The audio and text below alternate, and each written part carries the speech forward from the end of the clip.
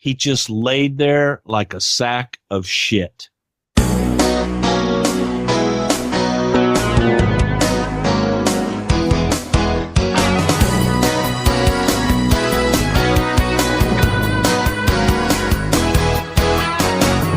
Welcome, everybody. It's another exciting edition of the Sports Fool. I'm your host, Luke. With me, as always, XFL Jim, rockin' yoga, Matty Goldberg, giving the diamond cutter symbol because he's endorsing it.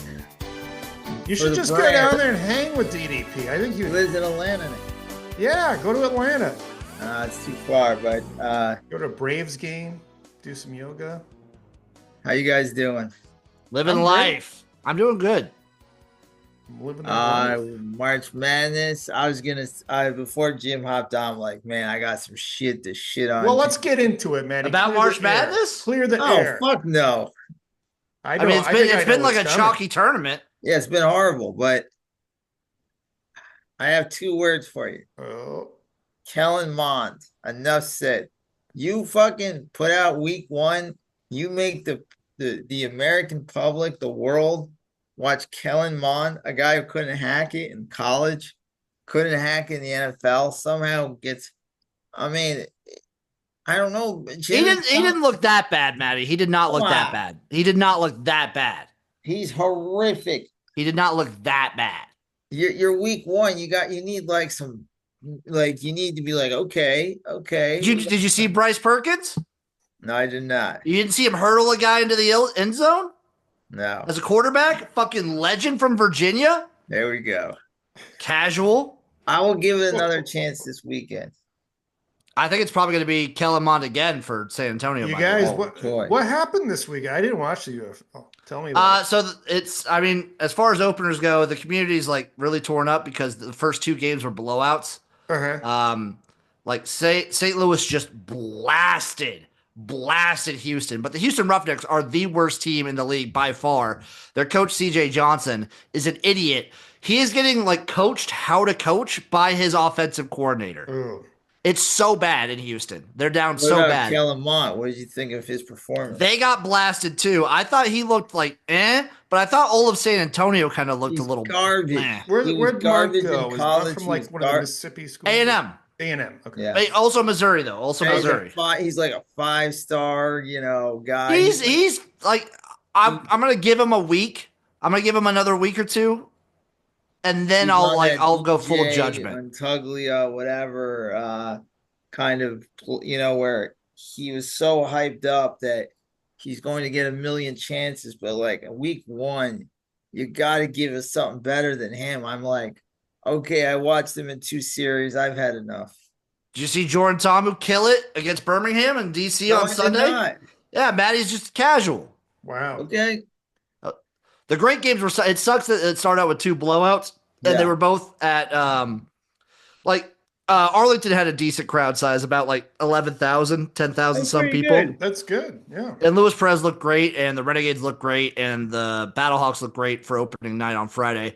And then have AJ McCarron. No, that's I always what forget. Team is he on? Or he's gone. He's done. Is he in the NFL or did he retire? I think he's retired. Yeah, he's got a gorgeous wife. There's no need to play this dumb crap anymore. You just call football dumb crap? Well, Matty Goldberg, not a football fan. Wow.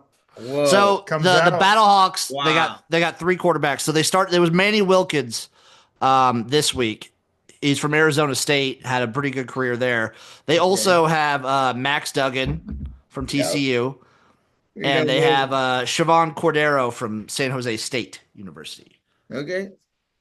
But I'll give it another week. Well, you get the St. Louis home opener this weekend. Wow, big opener, big game. New turf. 20. They'll get 20,000. I'm hoping for 30, but I'll take 20. I think they deserve another shot in the NFL. That'd be nice. It'd be cool to see. Also, I would hate that because it would take a team away from the UFL. But it was a very couple exciting games. Big upset with DC. Like Birmingham falling to DC was massive. Yeah. Memphis almost did it against Michigan, but Memphis also in a little bit of a sorts this first week, just Panthers because are the greatest spring football franchise of all time. I mean the Stallions, dude, they did a three-peat. Well, It's we love the nothing. Stallions. They looked good. They looked real good. It was a fun opening weekend. The games were Sunday's games were close, but Friday and Saturday standalone games Well, were hopefully this week will be blowouts. much better. I'm excited. We get Birmingham versus Michigan. We Ooh, get that's a fun one. TV. Must see TV. That one will be awesome. We get what is the rest of it? It's UFL schedule. I have it always on my phone. I always look it up at I think I looked up the schedule like 3 times today. So we get Birmingham at Michigan Friday night because they're doing this whole Friday night thing. We get Memphis at DC. Memphis just got their head coach back because there's nothing on TV Friday. I love it. Yeah. Houston versus Arlington. So Battle of Texas there, but also Houston is garbage. And then San Antonio at St. Louis, the XFL championship from last year, the conference championship. Whoa. And the St. Louis home opener Sunday evening. It'll be fun. Yep. I'm excited. All they got to compete against is the women's Final Four, which they should hopefully do well. Yeah, there's nothing else Sunday, is there? No. My birthday's Monday. I will stand by this, though. I don't know what Maddie's thoughts on this are or your thoughts, Luke, but I personally loved in 2020 and 2023 when the XFL started the week after the Super Bowl. I don't get it. They should have started. Yeah, I don't know why they don't do that. Like, why I would have loved that. It's because I don't know why they don't do that and don't have their training camp pushed earlier. Maybe because it would have been cold in some of these outdoor arenas. Possibly. I don't buy that. They're going to learn their lesson. Well, was it because of it overlapped with March Madness? Maybe, but you still overlapped with March Madness this week. You do, but you're only overlapping on one day as opposed to these Thursday through Sunday. By this time, everybody's in the college basketball. Maybe though, but also you get after the Super Bowl, there's nothing going on. Yeah, I was gonna say you get like 3 or 4 weeks to yourself before the tournament starts, and people are still in the football. Yeah, I don't know. I mean, I don't know how you do that. I don't know. This year they went on the same weekend, March Madness and opening day of baseball. Yeah, so they're going up against both those. Dumb decision. I'm of the mind that they should start right after the Super Bowl. You got to start right after. I'm with you too, and then move the games to Wednesday nights or something during March. If you can't, the issue with days and times is all about it's the venues. They should have done Tuesday night football. It would be. There's nothing happening at those venues. Trust me. Sometimes though, since the Brahmas play at the Alamo Dome, they had to cancel. They had to give up one home game because there's a Lady Gaga concert. They should have played during the Lady Gaga. I know, right?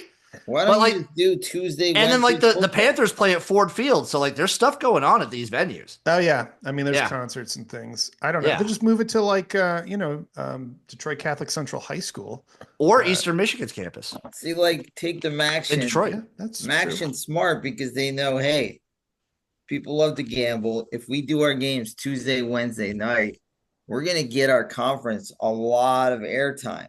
And they've done very well for themselves. So I don't understand why the UFL wants to go let's have games right during Sweet 16 games. Crazy. Do it Tuesday, Wednesday night. I would have loved that. I'd love that. But also it's does the Fox or ESPN or anything like that have other programming during that time? Who cares? Well, I hate to say it, but that's the whole basis of the league is that Fox needs Friday nights to fill. They want live sports. That's why they bought the USFL back in 22. Well, Friday's fine. That's why they keep going it. You're doing opening day versus the Sweet 16 games is crazy. I'd say if you want to start right after the Super Bowl, you got nothing. I agree. You got nothing for 3 weeks.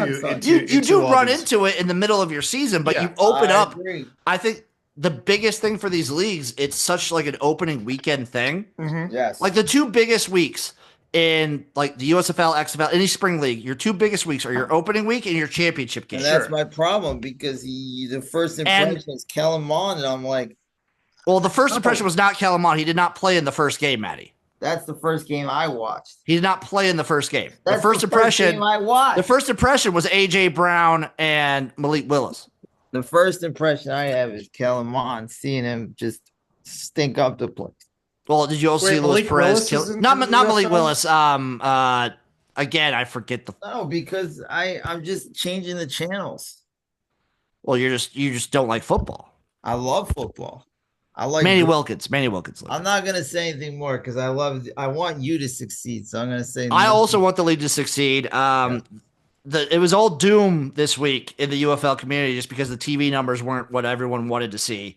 And obviously, against the final. that's what I'm saying. That's what I'm saying. Maybe we see a bump this week, and we'll see. We'll definitely see an average crowd size bump because St. Louis is playing. Yeah. Yeah. Let me watch the future of the NBA or the past of college football. Like it's kind of a. Hey, I also hot take for me. I think the UFL maybe needs to drop the League of Opportunity talk and just kind of like embrace being just a different league than the NFL.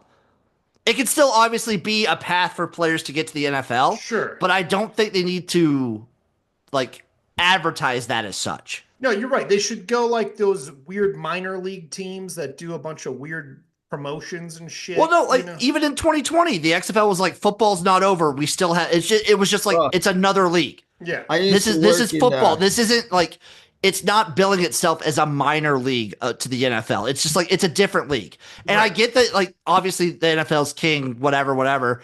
The players will always want to play the NFL. But I don't know if you want to bill yourself as the minor league, as the feeder league, because that kind of, to me, that would turn people away. Sure. I used to work in advertising, so I know little things about marketing. And they also, just Maddie, before you go into that, they're just the marketing department of the UFL is awful. Is awful. F-. And I wouldn't even know how to market it, so I'm not going to tell you like what they need to do. I think they, at the very least, get into the towns, get into the cities. They do terrible for marketing. They don't know what to do. They don't know how to market this. They have no clue. I would not market it as a feeder league. And they're dropping the ball every fucking time. And it's crazy. It sucks because the community around the UFL and spring football in general is like my favorite community online. It's so good, but like the league itself is letting people down. Well, they got to figure it out. They just got a new sponsorship. The grass sponsorship is sponsored by Ortho now, just so everyone's aware. What's Ortho? It's like a spray, I think, business on your dick, like a lawn care spray. Oh, spray. I thought like an Axe body spray on your wiener. And the NFL's obviously adopting things from the league because now they're not doing a chain gang anymore. Well, they have the chain gang, but they're not using it to measure the first down. They're using cameras. Oh, did they start that? Yeah, they're doing it. They had that whole the meeting. NFL just adopted that this week. They've been doing it since 22. They've been doing it since 22. They use cameras instead of sticks. Yes, it's called the real.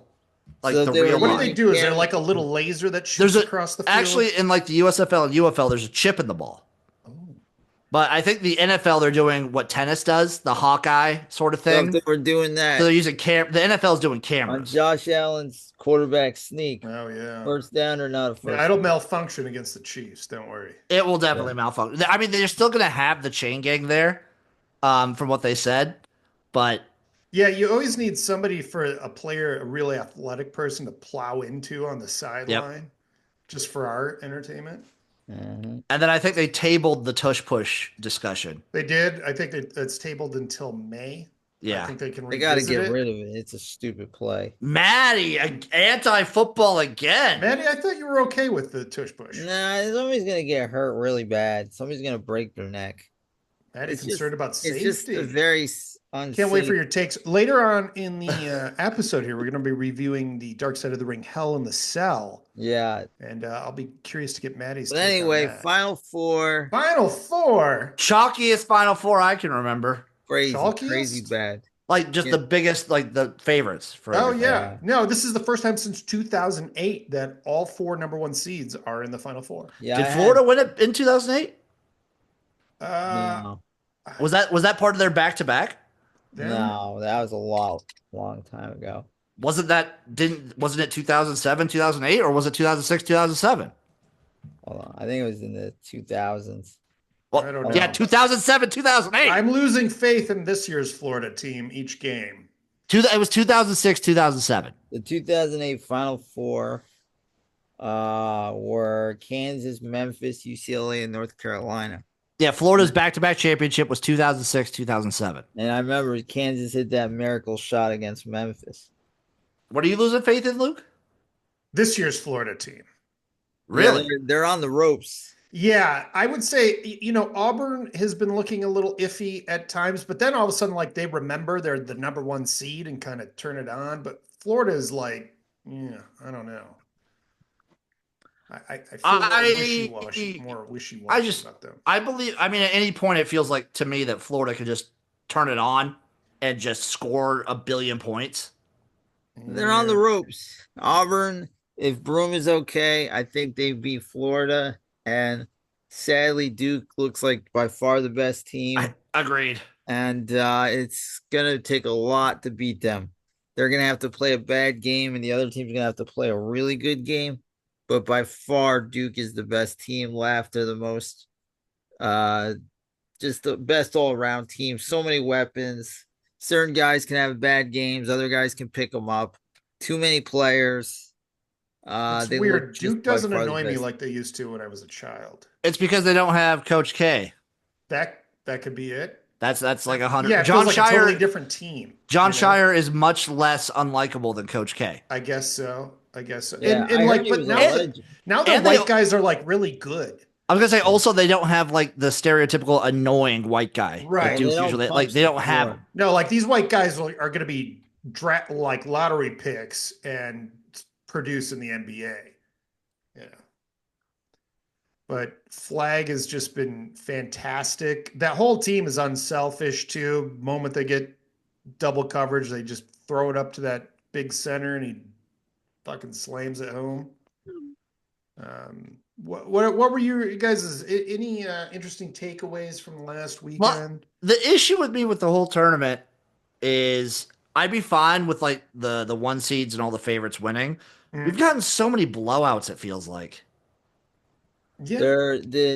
And also go ahead, Maddie. The underdog teams, the lower seeds, the Cinderellas, it seems like it got very close for about 10 or 15 years where your brackets were all over the place and it was a big mess. And nowadays everything was very, very, if you picked favorites, you were good. If you picked every team Sweet 16 through the final 8 money line, the favorites, you won every game. So there wasn't one game that was an upset. And that's wild. I'd be okay with that if more of the games were close.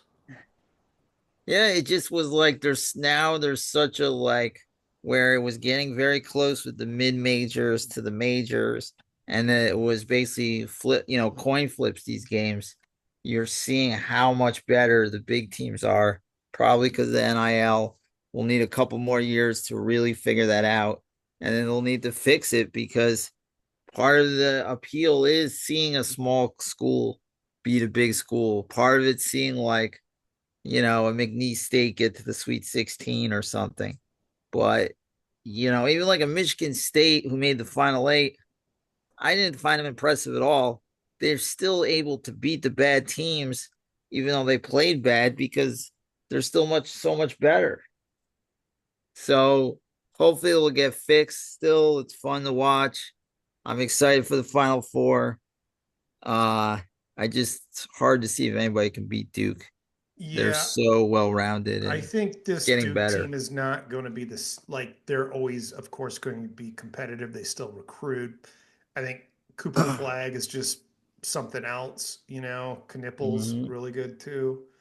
Go ahead, Jim. I was going to say, I do have hope that the Final Four will at least be super, super exciting because I don't know if you guys have heard the stat, but I've heard the stat plenty of times now. So Ken Palm started ranking teams and doing analytics on teams in the mid 90s. Mm-hmm. So Ken Palm's top 10 teams of all time include all of the teams in this year's Final Four. That's funny. So if you want, it's this year's Duke, number 2 all time. All time for Ken Palm. So it's Ken Palm. You never heard the Ken Palm ratings, Maddie? No, he's out of his mind. Casual gambler. Just so you know, because trust me, Florida and Houston, even Auburn, they're not. I maybe Duke. I give you. I don't even think this is the best Duke team. So the number 1 team. I'll just go through the top 10 real quick. He has Maddie. Sure. This is numbers, rating, and everything like that. Is What the year? 1998-99 Duke Blue Devils. Okay. Number 1. Number 2 Who is this lost? year's Duke team. Okay. Number 3 is the 2000 to 2001 Duke Blue Devils. Number 4 is the 2014 to 15 Kentucky Wildcats. Who lost? Number 5 is 2020 to 21 Gonzaga. Okay. Who lost? Number 6 is 24 to 25 Houston. So this year's Lost. Houston. Number 7 is 23 to 24 UConn. Number 8 is 24 to 25 Florida. Number 9 is 2007 to 2008 Kansas. And number 10 is 24 to 25 Auburn. It's crazy. Just sounds like bullshit. Come on. It's all numbers. It's like it's analytics. Or I forget how Ken Palm rates teams. I know eras are different, but pound for pound, Leitner, Bobby Hurley's Duke what I know, but what years are those? 91. Yeah, Ken Palm started in 96. Okay, well then that's So it's his. Yeah. I mean, you could still go back and rank all these teams. You know, I forget how he did it. The Louisville team that beat Michigan was very good. Like that was very good. I mean, that title win was vacated, by the way. Does Michigan get a ring for that? No, they don't. That doesn't make any sense. And I then know. Louisville should keep the ring. Like if you get busted afterwards, you still get to keep your championship. Yeah, I think it's bullshit. Unless you're like have fake players or you're you had a ball with a remote control in it that was going in the basket like a movie. I mean, it's like I think Michigan lost their Fab Five Final Fours, and they did ridiculous. Yeah. Yeah, it's hard to win a basketball championship. It's dumb. Yeah, but we'll see. Is it harder to win an NCAA championship or a college football championship? Basketball. I was gonna say I would think basketball just because of the one. You think about it. There's coaches that make the Final Four. So you got guys like Bruce Pearl. I think this is his second or third Final Four, and then there's coaches that win championships, and then there's just a mass load of coaches that do well, and hang in there. And then there's the legends, and then there's like the elite schools, and the schools that are elite are only going to get more elite. Actually it's funny. My brother-in-law went to North Carolina this weekend, and all his family are North Carolina alumni, and they're actually mad at Belichick because they feel like he's getting into the cookie jar, the NIL money, and it's going to football now, and they're pissed about it because it's a basketball school. So, like Duke is going to, be kings again. The same schools are going to dominate, and it's going to suck. It could hurt a school like Gonzaga, because can Gonzaga, pay the NIL that Duke's gonna pay? Well, I think here's the thing with college basketball, though, and I think this year's Duke team is a bit of an anomaly because you have freshmen who are way more mature than they usually are, and even though these teams are usually talented, they oftentimes flame out in big games because they just don't know how to handle the pressure. They make dumb errors because they're young, and a lot of these freshmen are coming in off of potential that they often won't reach until they're several years in the NBA. It just takes time. But I don't think this is good. I think it'll be a problem for, like we discussed a week or two ago about NIL taking players away from the mid-majors and stuff. I think that's where it hurts the most as far as a competition standpoint. Yeah. But I do like that Cooper Flagg might play another year at Duke, though. That would be fun. I've heard that. He can't. I don't see it. If you're having fun and you don't want to, if you're not ready, like why? What's the difference? The money is like crazy different. The thing the is, money is not too crazy different now. Oh, it is. Maddie, because the thing with the NBA is you're trying to get in there as fast as possible because you get that rookie contract, and then you want to get to the second contract where you get the max contract. Well, he's on every commercial. He's got to be making at least 15 mil just playing, and then they'll jump it up to 25 mil next year. No, they're And not then giving. I mean, he's not making 15 mil from Duke. He's probably making like 5. I don't know. and Like, then probably another 5 or 10 from advertisements. yeah, I mean, Doing all right. but the advertisers are going to want him going to the No, NBA, I man. know, I know. I just Yeah. think it's not like where So, Maddie, years Cooper ago. Flags, he has 5 known NIL deals, which combined for $4.8 million. Yeah. Okay, you also That's don't know not what pro. He is the second most paid college athlete. Can you guess the first? Livy Dunn or whatever her name is. No, I'm going to it's say, football. It's football. oh, It's a quarterback. hold on. DJ and Dougley. Well, No, does Bryce Kellen Underwood Mond. work count yet? Kellen Mond. it's Arch Manning. Oh Oh God, of yeah, course. just by name alone. They're like Archie Manning drafted #1. It's The like next, why? He hasn't done anything. the next closest He's played basketball two. player to Cooper Flag and NIL money is Braden Smith at Purdue, who makes $1.9 million I off like of how it. Yeah. people are like tank. So And next that's year, still nothing compared to NBA. why would you draft Arch Manning #1 next year? He hasn't done anything. He hasn't. Well, I mean, we'll Well, see. he's got a year to prove himself. Yeah, what if you see him this year? Yeah, Well, we'll be seeing him. he's gone from a backup to #1 overall. There's a lot of 5-star guys that don't Maddie, do these anything. people make money got- by you clicking on these articles that say that. So of I course got pissed. I'll be it's right back. incentive for them to say it I got pissed. while you retreat to the bathroom. Yeah, $4.8 million is a shitload of money. It is, but it's also like It's nothing compared I to don't know what what he'll you make in make the on your NBA. rookie contract, like if you're #1 pick. Let me type that in real That's what I'm looking up right now. quick. Every first round pick. Let's see. Okay.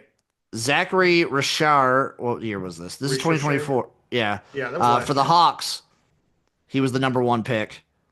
2-year guarantee contract, $25.8 million. 4-year contract with team options, 57.2. Yeah, that's what I'm seeing. So you're more than like you're 20xing almost. You're like well, you're okay. If he's making 4.8 for this year, then he's making, he's like 4 around times the amount of money. yeah, he's making like 12 or 13. I don't know math, but Yeah, like, it's like 12 he's making point almost whatever 15 a year just for contracts, and then his endorsements on top of that. endorsements are going to be insane. You know, um, If we go to like the closest to him was the 30th pick in the NBA for a 2-year yeah, contract, he's also 5.1 going to mil. be the first like white American drafted #1 since probably like the 80s or so. Like I don't. Larry Bird, I think. was Yeah, Larry Bird. No, actually wasn't because it was a technicality where he had eligibility, so they drafted him a year before he came to the Celtics. So they were smart to draft him early from oh some yeah, weird you could do that clause. back then. What? Yeah, But did they draft him as #1 with their I don't number? think so. Okay, yeah. So But Larry Bird. he So it's was. probably like going back to like the I'm really 60s. enjoying the Celtics thing on HBO, by the way. I think it's great. I don't know if you guys watched any What of it. is it? It's a documentary about the whole Celtics history. So we're on Larry Bird, and Oh, fun. Okay. those eras my favorite. The Sixers Celtics matchups, and now we're in the Lakers. Yeah. We're about to get into the Pistons Yeah, Celtics, which look is out. great. Look You out. Larry know. Bird, 6th overall. Larry Bird was the man, let me tell you. Yeah, he's Sixth fucking great. 6th overall is when he was picked. He was great. #1 pick was from the Bahamas. By the way, it's wild to think that they He's used to from the practice Bahamas. in a little college in Boston, Michael Thompson. like a Oh, little yeah. shitty gym they used to Klay practice. Thompson's dad. Yeah. Didn't know he was from Have the you guys been Bahamas. following this Rafael Devers thing on the Red Sox? No, what's going on? He's 0 for 19 coming in today, 15 strikeouts. He averages like 320, 80 for the last 4 years. What a start. 0 for 19. Well, 0 for 19, 15 strikeouts. that's really bad. I could do that. Well, yeah, so could I. Not Jim, though. No. Jim would No. be putting him out of the park with those torpedo bats. Have you been seeing these new Jim bats? with the the Yankees tank have? tops at the gun show today. I know. Oh, man, I got the belly showing too. Jim, it's hard for me to host with a boner. Please have some respect. Doesn't how Some many teams? respect. Isn't the guy who made the torpedo bats on the Marlins? No, he's an MIT professor, Yeah, or it's not like MIT some something. baseball You guys know going what? in Though his what I'm shed seeing, and it's building. it's a much ado about nothing. It Yeah. really is. Because the Yankees had one big game where they scored, and I hate the Yankees, so I'm going to defend them. They scored 20 runs, and everybody's talking about it. Now we're learning that other teams had the bat, have the bat, used the bat last year. So the Yankees are getting shut out Also, Aaron tonight. Judge hit three with his Yeah. regular bat. Also, torpedo bat innovator and Marlins field coordinator Aaron Lionheart explains why it took so long to come up with the idea. So he is the Marlins field coordinator, the guy who came I up thought you with were it. talking like a player's getting home from a No, no, game and no, he's no, no, going no, in his garage. And, no. The guy works for the Marlins right Well, it now. happened. Look at the natural. They made a bat out of a lightning. Robert Redford's bat. Boom. Yeah, the Wonder Bat. You don't remember that? A lightning hit, and he used the wood from the lightning from the tree. I was like 6 when I watched that. Dude, that's like the most important part of the movie. I just remember him getting shot. That and when the girl wears the white dress, he hits home runs. When the girl wears the black dress, he strikes out. Yeah, it's like Kellen Mond. Oh, he sucks no matter what. Yeah, when the girl wears any dress, he sucks. Yeah. The girl's wearing crotchless underpants. He still stinks. Yeah. But does she stink? That doesn't even make any sense. Oh, she stinks. How did your boy take you to you're the guy that hates me when Arkansas choked on the Sweet 16? Wasn't happy about it, Matty. He was happy they made it because they weren't even really supposed to make it this year. But Calipari, though, that feels like his whole. Yeah, but Calipari had a good tournament, man. Yeah, they weren't supposed to be that good this year. Listen, him and like Patino are like, crime syndicate bosses. I know this sounds really racist, but they're like crime syndicate bosses, and it's like Calipari whacked Patino and like took all his men and like took over his turf. So that's what Calipari did this tournament. I mean, being Patino is like, that it's like USA beating the Russians in hockey and then losing to Finland in the gold medal game, but you'll forever remember that. Well, they did beat Finland, but I'm saying even if they lost to Finland, it would still matter if they beat Russia. You get my point. So Antonio Brown tweeted out during the tournament. Oh boy. He posted a picture of Michigan's basketball coach, Dusty May, and the caption is "Cracker of the Day." That's hysterical. It was really funny too, because yes, you could. I feel like if you CTE is a great thing. Yeah, well, he hashtagged it CTESPN. Yeah, he always he finishes. Yeah, he does like every tweet that way. Wow, so he just leans into it. Yeah, he gives zero fucks. Like there's something about someone that gives zero fucks. Basically, he's exonerating himself by putting that on there. Like, look, I'm just a guy like it's like almost a Jameis Winston thing. Like, hey, if I just laugh and act goofy as hell, you'll forget all the dumb shit I did. Yeah, but you know what the difference is? Like a guy like Tom Brady, like everything he does has to be so calculated in. I can't offend these people. I can't offend that people. Like there's just such a little box I can say stuff in. And AB is just like, well, I'm not playing sports again. I'm never going to get hired on like media television, maybe Barstool. I feel Barstool. Call them up in a couple of years. They brought Gruden back. By the way, one of the greatest things Barstool did is they had one of their wacky guys made a bet and he lost. So he's a huge Alabama guy. He has to, if Alabama didn't make the Final Four, he has to take a bus from New York to San Antonio, and he's documenting the bus rides. Holy moly. It is one hell of a punishment. Like keep changing in different cities? Well, he's showing the videos on the bus. Is he doing a Greyhound? Yes. Cool. His name is Rico Bosco. It's incredible. I was going to take a Greyhound from around Lake Michigan from my hometown Muskegon to Milwaukee to meet a girl. And I went to and my car was like failing, right? I went to that Greyhound station before the bus was going to leave. And I just looked around and I go, you're like, no, I'll take my chances with the car. And I somehow made it till Milwaukee. That's like, it was like a You can get 4 an or 5 hour STD trip. just sitting on the bus. You would have infected her with probably HIV just from sitting on the bus. Right. I've done a Greyhound from LA to San Francisco. Well, you fit right in I there. went to Oakland, actually. Yeah, you fit right in. I've done it too. So I'm looking it up right now, Luke. Yes. Here's one. It's do you want Midtown, Port Authority? Those are like the two spots. Yeah, that's the word. Which one do you want? Dump in the Port Authority. You want Port Authority? Sure. Okay. 3 transfers. Yeah.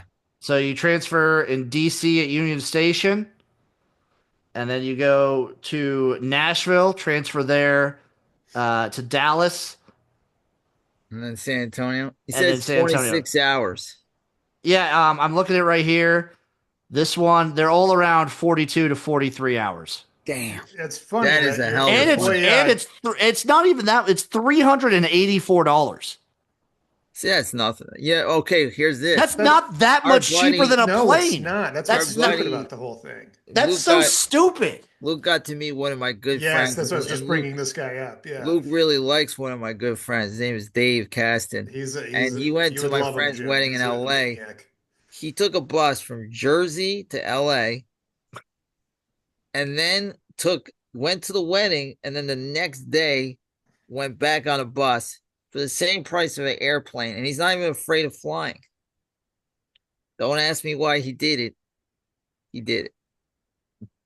Just to be alone with his thoughts Yeah. for all that time. Jesus, oh Pete's. But I'm excited for the Final Four. Yeah, it's going to be fantastic. I can't wait. It does suck there's no Cinderella story, but usually a lot of the Cinderella teams have dried up by now anyways. So this will be interesting at least. I do miss like having a Butler around, but maybe Houston can be that team. Houston, they've been knocking on the door forever. They played such good defense on against Tennessee, but it's like Alabama is so good offensively, and Duke completely shut them down. Duke plays defense too, Yeah, I know, but Duke can score. Duke's gonna score. Duke's not gonna get shut down like Tennessee did. They're gonna score, and they're just so good. I like the Houston team. I think they're great. I think they're coached so well. I think the stories about how Kelvin Sampson runs the program there is amazing. It's just Duke. They're running into a higher tax bracket. Yeah. But there's upsets. I saw UNLV. I saw Duke beat UNLV one year when UNLV was on. That was the biggest upset I've ever and seen. UNLV was that's probably the greatest team of all time. The first running Rebels when they beat Duke. Jim, if you ever want to see an exciting team, watch the UNLV. Ware Johnson, Greg Anthony. They had some Stacey Augmon. They had some. They were loaded. It was the running Rebels. They just Tart the Shark. That was a machine of a team. Aaron Rodgers news, or lack thereof. So he still hasn't signed with a team.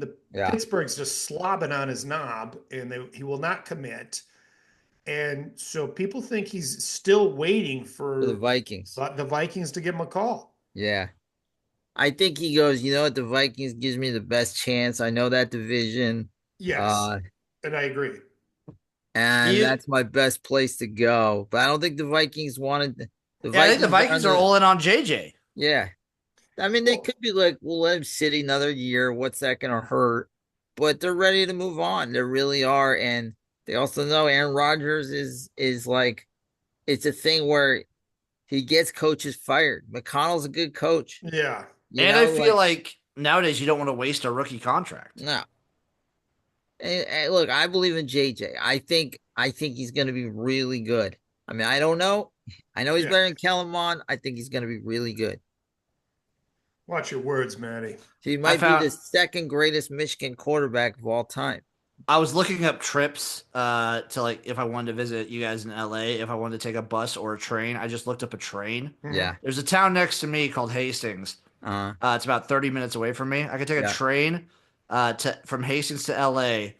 It costs if I wanted to sit coach, it costs $288. It's not bad at all. 57 hours. See, like if you take your lady though, but Jim, no, listen. You take your lady. It's romantic. No, not if you sit, coach. If you take your gotta lady, get a you want a sleeper private. cabin. Those are Exactly. expensive. Yeah, you want those. That would be $1,400. Oh, never mind. Yeah. No, coach is And then you would 288, probably hate her by the end of the trip, or she and or it's vice a versa. 3-day trip. Yeah, I would leave on like April 11th and get there Yeah, you the guys would not 15th. even be a couple by the end. Well, of you're that better trip. off meeting us in Vegas. Fair. That's a whatever plane ride for like $200. Yeah, Jim. Yeah. What if we'll buy your ticket? You come meet us. When are you guys going to Vegas next? I don't know. I'm still debating on What's going the to date on Hackamania. Hackathon 2? May, not sure. Somewhere in mid-May. Mid-May? Okay. Early May. 9th Okay. to the 11th. Okay. Okay. Which is looking to be a good time this year. Yeah. I think. I like that it's in a hotel, so you can stay at the hotel and just go downstairs, go up. Oh, it is? Yeah, so it's in the plaza. The place that we went to closed. Oh no. Went That out was of a cool business. place. It was. It was like they had a Peter Steele drink. But yeah, they had like one of the guys from ICP, I think, was performing there. oh yeah. But now it's downtown at the Plaza Hotel. So you basically stay at the plaza and then it's a bar in the plaza, and you'll have your shenanigans. That's pretty sick. Yeah. What else we got here before we get into Darkside? One of the great moments in the Dowverse happened a couple days ago with Chad Zuma. What happened? He he has a hotline where people call drunk. It's like called the drunk. It's a dumb gimmick. And a creditor called the hotline and he thought he'd be like, let me call, because he didn't know what it was. So he thought he'd like call him back and fuck with him. And then as he's calling him, he's realizing they found him through this hotline and he owes a lot of money. And of course, like these guys all act like they're rich and shit. Right. So his face, and then he hangs up and then he blames this guy, Rob Saul, like his enemy. Right. He's like, is he signing me up to stuff? Is he like sending these people after me? Like, is he like signing me up to these spam things? And it was so obvious what happened. Then he admitted it. Fantastic. I have some NCAA news. Remember Jeremy Pruitt? Yeah. The former coach of the Volunteers. Heck yeah. Very liked. Well, guess what? He's now wanting to sue the Volunteers, Tennessee, and the NCAA because he claims that basically they went under investigation for paying players under the table. And he had heard about this and reported it to that piece of shit who was then athletic director, Phil Fulmer, who's just like, don't worry, I'll handle it. So then when the NCAA investigated, they blamed him for everything. They fired him, did not give him his buyout clause. And now he's saying he can't, of course he can't get another job now. Oh, stop it. You stunk. I don't like he can't get any job. Wasn't he like all right as I hate when these guys he started out okay. When these guys things don't work out, I hate when they throw other people under the bus. Well, it's just more so like, hey, the thing I got popped for was happening before I even got there. And the thing I got popped for was trying to help me win football games. Well, I don't know if that's the point though. The point would be like, it doesn't matter. Oh, now his morality, he's got morale. I get it. Okay. Get lost, Jimmy. It's not even a morality thing though. It's saying, hey, I got fired for the wrong shit, because that's why he got fired, for that shit. Like, do you guys know what Jeremy Pruitt's doing right now? He works at Subway. He's coaching his old high school football team. And a PE teacher. And a PE. Wow. Jesus. Yeah, because for some high schools, you probably had to be a teacher. Just going and being the coach somewhere, but the fucking PE teacher. Some schools make you also teach. That is sad. Like my high school, no, I know that used to be the rule, but I thought they all moved past that. Yeah, like our high school, our coaches were teachers, but I had a shitty. That's because shit wasn't serious back then. Yeah, it wasn't. Serious. It was wasn't serious. No, now you nowadays you have these schools like what's the one in Vegas, Bishop Gorman. Yeah, that was legit. Yeah, they have like professional stadiums. Sure, that's. I watched the whole Tate Martell thing. Jim, I got some news you'd be interested in. Coastal Carolina is offering free concessions during their games now.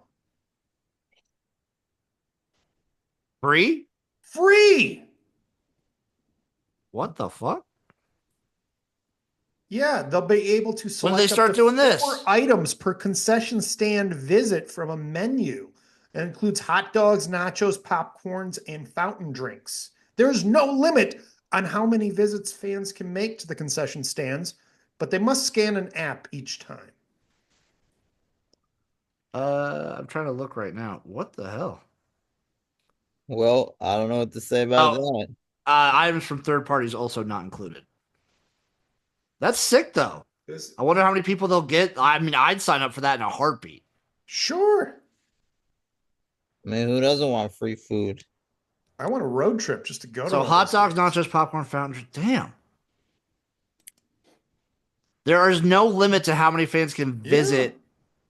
Oh my God, this is amazing. And like their tickets for like that's a good squad too. And their tickets for like a midfield game only cost like 230. Yeah, they said for a full ticket price. Yeah, I was gonna say for the season. Yeah. That's for the season. The season tickets cost 230. I That's would expect crazy. to pay that. Michigan's going to play USC at the Coliseum, and I would expect to pay that for like a shit seat there. You know, one ticket. So it says they generate about $250,000 per game just off ticket sales. Yeah. Oh, sorry. Other schools, that's how much they make on concessions on average. Right. So Damn. But if you think about it, so you're dropping maybe like a quarter of, so a quarter of a mil game. You got like maybe 5-6 home games a year. So that's over $1 million that you're giving up. But who knows, that they might be selling beer too. So that'll get people thirstier and drinking more beer. And that's where you really make your profit from too. So. Oh, did you see the other promotion they said they did before? Yeah. The Chanticleer's athletic department is no stranger to unique promotions to encourage fan support. In the fall, the school offered season ticket holders for the men's or women's basketball team a full refund if the teams won at least 35 games combined. Jeez. They won 33. So. Wow. They were hedging their bets there. I love ideas. I love shit like this. I love cool gimmicky stuff to get people in seats. Give it to me. It's fun. It makes it fun. Memphis Grizzlies fired their head coach, and the playoffs are starting in 2 weeks or something. And they're like a 4th seed in the NBA. Have you ever seen such a thing? Yeah. Where it happens. There's times coaches have been fired like right before the postseason. Yeah, but when they're like a top tier seed, 4's pretty high. Happened. Not that I can think of offhand, but yeah. In sports, it happens that a coach just like doesn't get, like he's not seeing eye to eye with a star player, and they go with the star player. But I can't really think of anything offhand. But sometimes players complain and like, we want this guy out or something, and it happens. But well, I do remember when Michigan fired Steve Frieder because he said he was Bill Frieder, coach, or Bill Frieder. But that's because he signed a deal. He signed a deal to go coach Arizona. Arizona State. Arizona State after the end of the year. They fired him just before the tournament, and then they won the whole fucking tournament. Mm-hmm. I remember that very well. Steve Fisher, the legend. As he said, Bo Schembechler, we want a Michigan man. That's right. That's where all that shit started. Baseball, Dodgers and Padres both 7-0 starting off the season. Should be a fucking great rivalry all year. Crazy. The Dodgers just can't lose. No, well, they're fucking loaded, and they got Dustin May back now too. Mm-hmm. So they have $1 bajillion. Yeah, because they were down a lot of pitchers last year. They're getting killed today, though. Well, it was bound to happen. So, but they can still win. They're down 5-2 in the second. Yeah, great time to put a live bet on the Dodgers there. It's fucking early. Okay, let's see here. Initiating live bet right now. Guys, are we ready? Yes, let's do it. Good are we ready to head over there? Where are we heading, Luke?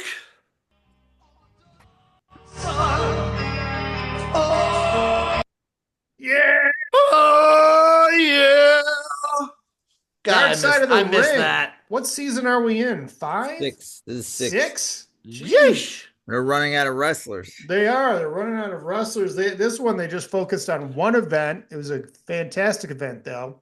We're talking about the 1998 Hell in a Cell featuring Mankind, Mick Foley versus The Undertaker. But before we fully get into it, how like deep would they have to get for you guys to stop really caring? Like how What? like how deep into wrestling? Like how many wrestlers would they have to exhaust? It's hard and get because through? I wasn't as excited this season, but I watched the new one today. It was great. And this one I actually had to shut it off because it was so good. And to me it was so disturbing that I couldn't watch it, but that just shows how good it was. Because I just felt so horrible. Well, we'll get into it because Luke kind of chronologically goes into it, but this one was hard to watch. Well, And I didn't think it would be.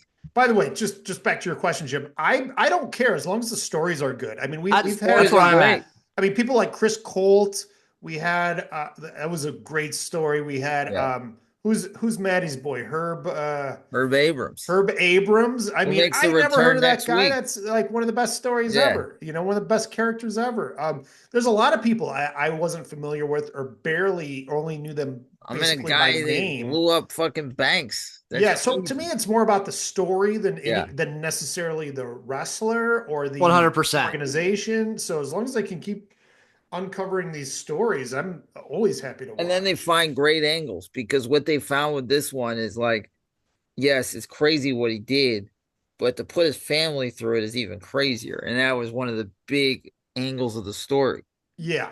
Yeah. So Maddie, I really don't actually have this one mapped out like I do Yeah. normally because there really is, it's just basically based around one event. Yeah. And But it goes into his career, how he struggled. yeah, how why don't you walk us Okay, through this what a I'll little say bit is here? Mick Foley was this kind of, I wouldn't say a dork, but he loved wrestling. He wasn't like popular. He wasn't very attractive growing up, but he really loved wrestling and he got into it. And he wasn't the best athlete. So he realized his strength was doing crazy stunts, doing a lot of these death matches in Japan and hurting himself and doing crazy shit, bleeding, barbed wire, you name it. And the WWF didn't really hire guys like that, but they needed a guy to go against Undertaker, and he was great because he played a psycho and he could act and he played it well. And they decided to have this cage match called Cell in the Hell in '98. WWF is trying to make a comeback versus WCW. And they do these crazy stunts where they're on the top of a cage like 20 feet in the air. And they're going to do a thing where the Undertaker is going to throw him, hip toss him on his back, and he's going to fly 20 feet on a table. And it's got to be done right. And if he falls, if he misses the table, if he doesn't fall properly, he's probably dead. And he somehow survived. And they just like put him on a stretcher and he still wants to wrestle. So they do more stuff. And then he goes through they get back on the cage and he falls through it on a choke slam. He goes through thumbtacks. He was knocked out during the match. All this while his wife and his young children, I think under the age of like 7, are watching this. And I'm like, how can the children watch this? Like, you can't, even little kids, you can't lie to them and tell them like, oh, this is like acting. It was pretty fucking graphic, and I was mad.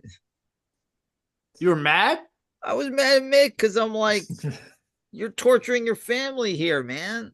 Like, they're watching you like do stunts where you fuck up this much, you're dead. Like, literally, at best, paralyzed.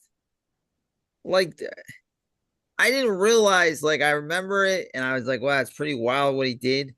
But it didn't really comprehend back then. It came back this time, and it was so graphic, and it was so crazy, the shit he did. But he won Vince over. That's all that matters.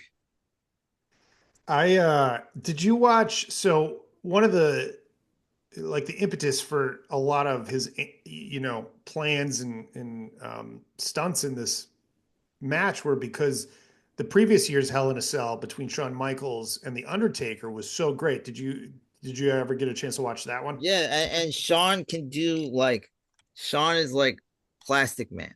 Yeah. Like nobody takes bumps like Sean. Nobody does cool shit like Sean. He's kind of like the opposite of Mankind, where everything he does looks really smooth and he doesn't need to do crazy shit to get over. Mankind, Mick just knew, like, to me, to get over, because I don't have the ability that the other guys do, I have to do the craziest stuff. And he could do it. And this is like one of those things where it's like you watch people do crazy stunts and they live to do them, and they realize, like, one little step wrong, you fuck up. Ooh, you're probably dead. Jimbo, what did you think about all this? You were probably too young. Yeah. You were I like was 3. Did your parents let you watch this when you were like 3? No, I didn't watch wrestling when I was 3, but I did go back and obviously watch it later. And I got lucky because I watched it on like I think Netflix early on. Yeah. Had like WWE stuff Wait. on it, Yeah. and this was part of the package that it had, and I had it not spoiled for me. So I watched it like not knowing the outcome, and it was beautiful. I was like my jaw was on the ground, and I was just shocked. I was like, yeah, I know wrestling's awesome, and I know it's like obviously they're doing real stunts. I was like, what? How did he not break everything? And It's then I was like, wild. oh, it basically just did. He just basically just took it. I was like, I wonder how he just kind of like got away with this without getting incredibly hurt. And I was like, no, he just got like incredibly damaged. He just did it. I mean, some people have jobs where that's what they do, and like It's like he's a stunt man. It's Yeah. like he's a full on stunt man, except there's no padding. no. There's Right. no like safety regulations or anything. He's like Jackass. And then it got to the place where it was like, okay, you've proved how crazy you are. You've proved it. Just get help. And then he would keep going back in the ring. And Yeah, that's and his insane. tooth was in his nose at I one know. point. It was the Went funniest through his thing. mouth into Yep. his nose. Yeah, what they said basically, it when he landed, it knocked his tooth to the back of his throat, and he was breathing so hard he sucked it back up into his nose. Like a big old loogie. Yeah. And his poor wife. And like that, I was like, Well, could she you- was saying like she's used to watching these things with the kids and then telling them, it's not Yeah. real or daddy's going to be okay. And then this one, No. she lost her shit while she course. was in front of the kids too. Like, Well, he was laying. It felt like he was laying there for like 10 minutes when he So went this through was the Bruce table. Pritchard. I watched a kind of a follow up, and they interviewed Bruce Pritchard. So I played the spaghetti, but it's still fun. Yeah. He just laid there like a sack of shit. Like this was when, so normally when somebody does a stunt like that, you would think they show signs of life afterwards, but that was his reaction. He said that the rings back at that time, he's like they were worse than They were- concrete. He yes. said, "I would rather take a Ugh. bump off of concrete than go through those rings." And you think, do we know officially how high that cage was? I'm going to say 20 feet. I think it's 20 feet too. So the So he ring is fell on probably his like back 3 feet. feet up. And then when he fell through the ring or the announcer's table, that's got to be an extra 4 or 5 feet. So that's a 25-foot Yeah. ball on his back, where if he doesn't hit it, he's hitting concrete on his. He's dead. I'm trying to see right now. So yes, the Um, structure was 20 feet tall. We also got to Yeah. talk about their doctor, because I always thought that doctor wasn't a real Oh, doctor. this is great. What are you talking about? Francois Petit? Yes. This guy, I guarantee he gets his own dark side at some point. Like Yeah. the shit they said about this guy. So basically, he's like this curly haired French guy. He was a martial artist. He played Sub-Zero in the Mortal Kombat movie. He talks about drag racing, Warren Beatty on the Hollywood Strip. Bruce Pritchard said there's stories of him performing cardiac surgery just by grabbing a person's veins without even opening. Like this guy is just an absolute legend. Apparently, he wasn't even like sort of the real doctor. They had a different doctor that I'm was like the sure real doctor, but this guy was like he he looked was like so a good at yeah. chiropractic and everything. Everybody loved him. So he said he broke his ankle, and then this Bruce Pritchard broke his ankle. He said Francois Petit just readjusted it, and he could walk on it after. It's like guy's nuts. Anyway, sorry, Maddie. Go on about No, it's Francois. just he just didn't seem like he seemed like a character Yeah, yeah. He like in seemed their like show, and he was like he's like perfect for casting because he's such eccentric, like this fake doctor looking guy that you can beat up and like yeah, yeah. it's like perfect. It's almost like they casted him for the way he looks Right. and his accents.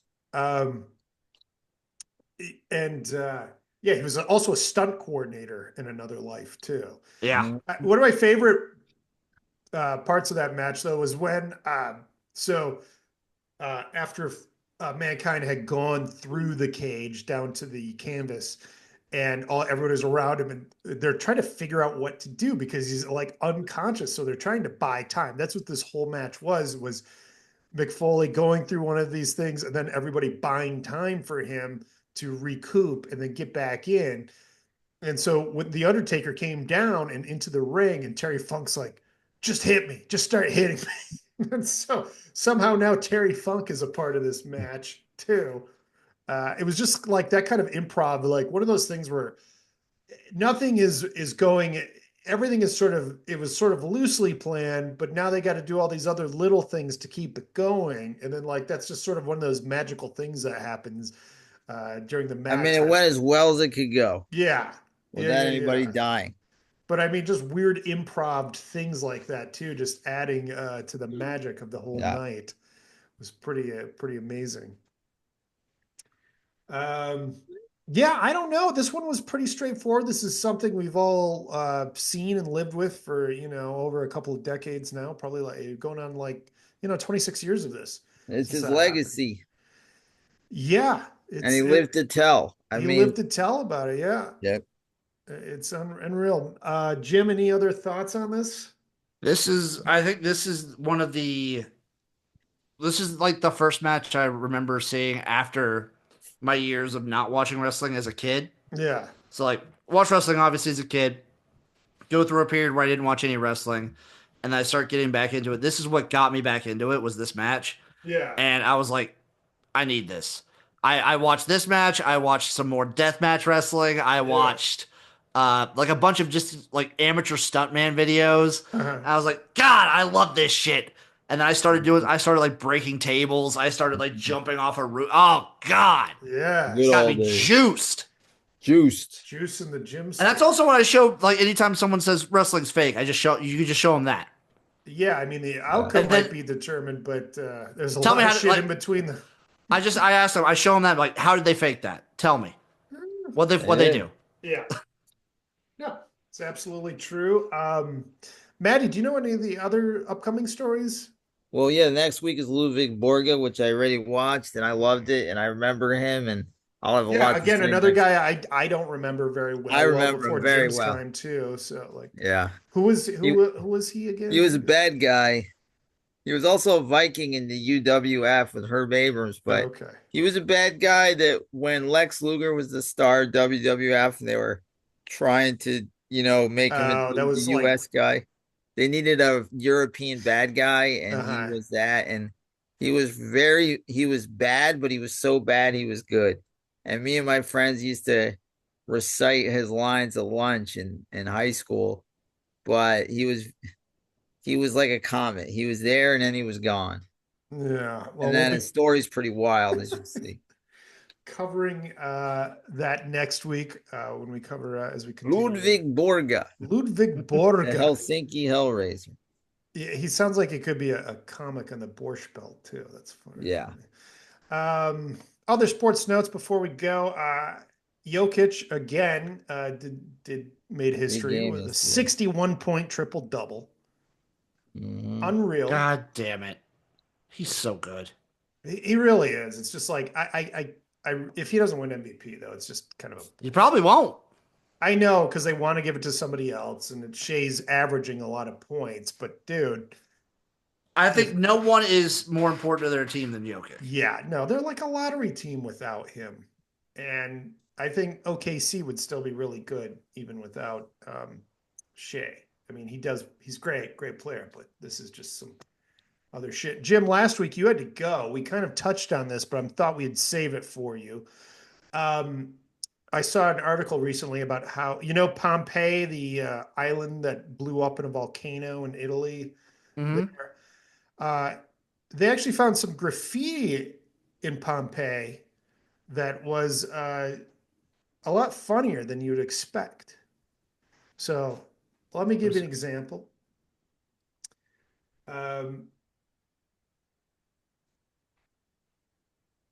Lay it on me. I'm ready. I'm ready for some old time Pompeii. When was Pompeii like a city? I like 1600s. Yeah. 79 AD. Yes. 79 AD. Yeah. So basically you have Floronius, privileged soldier of 7th Legion, was here. The women did not know of his presence. Only 6 women came to know. Too few for such a stallion. Just random shit. People just never change, do they? Here's another one from the house of Pacius Hermes. Watch it, you that shits in this place. May you have Jove's anger if you ignore this. They were really into shitting. I see what Secundus likes to screw boys. Shitter. May everything turn out okay so you can leave this place. I like this. This is just people never really change, do they? No, they don't. From the house of Orpheus comes, I have buggered men. Yep. Buggered, British slang. We're bucking. On April 19th, I made bread. Like a wholesome one. Just wholesome graffiti. I would love to see that while taking a dump in a bar or a bar restroom. Woodworking shop of Potatus next to a bar. Would that you pay for all your tricks, innkeeper? You sell us water and keep the good wine for yourself? Ooh. What's Maddie doing? I don't know. I think he just fucked up. Oh, what are you doing? You're getting a dog? Last week, so. From the house of Capricius Primus. I don't want to sell my husband, not for all the gold in the world. Another wholesome one. From, I can't even pronounce this one, but this graffiti is Secundus likes to screw boys. That's what I said, dude. Yes. These are good. The Lupinaire, I screwed a lot of girls here. Oh. These are strong. These are awesome. Solomus, you screw well. So everybody's just the same. Everybody's just the same people. We as a people have not changed that much. All right, guys, anything you want to shout out before we go? See you next week. Watch the UFL this weekend, damn it. Watch the UFL. You heard it from Jim. He will cry and pick out all of his fingernails if you do not. All right, everybody, thank you so much for tuning in. We'll see you next week. We will have a new NCAA national champion. I think a woman's too. Yes. And shout out the Crown. Nebraska, get their first win. Oh, really? What? Yeah, Nebraska won against Arizona State. They play, technically, by the time this comes out, they'll have already played, so we'll know if they won or lost against Georgetown tonight. All right. Because the Crown is the Crown Final Four is the same time as the I forget, the Crown Final Four is What's the Crown Final Four? I don't know what you're talking about. The Crown Tournament, the Crown basketball tournament. Oh, guys, I gotta run. All right, we'll see you next week for another exciting edition of the Sports Hole. Oh!